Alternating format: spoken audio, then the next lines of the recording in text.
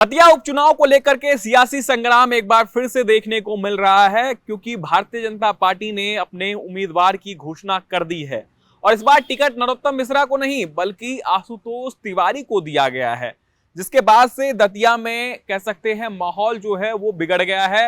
नरोत्तम मिश्रा के जो समर्थक है वो सड़कों पर उतर आए हैं और लगभग सुबह 4 बजे से ही मेन जो हाईवे है उसको जाम करने का काम किया, पुलिस पर पथराव भी किया और इस दौरान जो है तनावपूर्ण भरी स्थिति वहां पर देखी जा सकती है।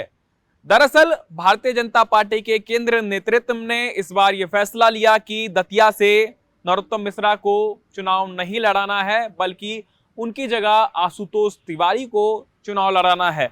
जैसे ही ये बात बीजेपी के कार्यकर्ताओं को पता चली, जो दतिया में नरोत्तम मिश्रा के समर्थक थे, उन्होंने सीधे तौर पर इसका विरोध करना शुरू कर दिया और बात यहां तक आ गई कि दतिया में भाजपा विहीन हो गई भारतीय जनता पार्टी, क्योंकि वहां के जिला अध्यक्ष समेत जिला पदाधिकारी, संगठन के मंत्री समेत तमाम सारे कार्यकर्ताओं ने एक साथ इस्तीफा दे दिया।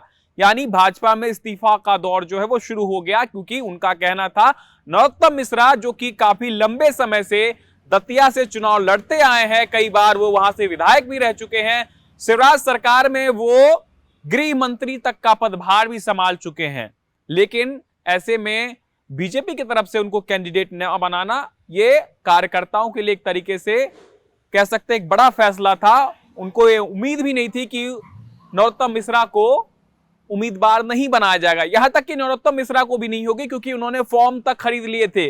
कई जगहों पर एक तरीके से कहा जा सकता है कि चुनावी सभा तक वो कर रहे थे और लगातार कार्यकर्ताओं के साथ पार्टी के पक्ष में माहौल बनाते हुए नजर आ रहे थे, जैसे उनको टिकट मिल ही गया हो।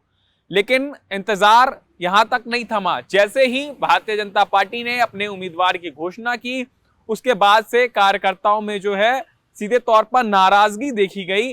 पुलिस पर भी पथराव जो है किया गया। पुलिस हालांकि वहां पर अलर्ट मोड पर है, लगातार हर गतिविधियों पर जो है नजर रखी जा रही है। चुनाव आयोग, क्योंकि जिस दिन से चुनाव की घोषणा होती है वहां पर आचार संहिता का ऐलान कर दिया जाता है। ऐसे में आचार संहिता के होते हुए इस तरीके से भाजपा के कार्यकर्ताओं ने, खास करके जो नरोत्तम मिश्रा के समर्थक हैं, उन्होंने गुंडागर्दी की, पुलिस के साथ जो है उनकी झड़प भी हुई, कई सारे लोगों को हिरासत में भी लेने का काम किया। हालांकि ऐसी तस्वीरें अमूमन भारतीय जनता पार्टी में देखने को नहीं मिलती है, क्योंकि कांग्रेस में देखा जाता है जब भी किसी दूसरे को टिकट दिया जाता है तो कांग्रेस के कार्यकर्ता जो है आपस में ही झगड़ने लगते हैं, लड़ने लगते हैं, यहां तक कि पार्टी कार्यालयों का भी घेराव करते हैं। लेकिन बीजेपी को भी इसकी उम्मीद नहीं थी कि नरोत्तम मिश्रा को टिकट नहीं मिलेगा तो कार्यकर्ता सड़क पर आ जाएंगे और अपने ही पार्टी के खिलाफ मोर्चा खोल देंगे। पार्टी के जो वरिष्ठ नेता है उनके खिलाफ बयानबाजी करने लगे बीजेपी के ही कार्यकर्ता, जो कि लंबे समय से दतिया में अपने कार्यकर्ताओं के साथ बीजेपी के लिए काम करते थे। हालांकि आलाकमान जो है इससे नाराज है और सीधे तौर पर हिदायत दी गई है और नरोत्तम मिश्रा का भी इस दौरान जो है बयान सामने आ चुका है। पहला जो प्रतिक्रिया है उनका निकल के आया कि किसी भी प्रकार का प्रदर्शन, खास करके जो उग्र प्रदर्शन है, जो पेट्रोल डीजल समेत पुलिस पर पथराव किया जा रहा है, वो ना करें, बल्कि पार्टी के जो आला कमान है पार्टी के फोरम में वो अपनी बात रखेंगे, ऐसा वो कहते हुए नजर आए। और साथ ही साथ अपने कार्यकर्ताओं से भी अपील की है किसी प्रकार की गुंडागर्दी ना करें, क्योंकि एक तरीके से माहौल जो है वो खराब हो रहा है और पार्टी में अनुशासनहीन कार्यकर्ताओं को हम देख चुके, कई बार नोटिस भी जो है थमाया जा चुका है।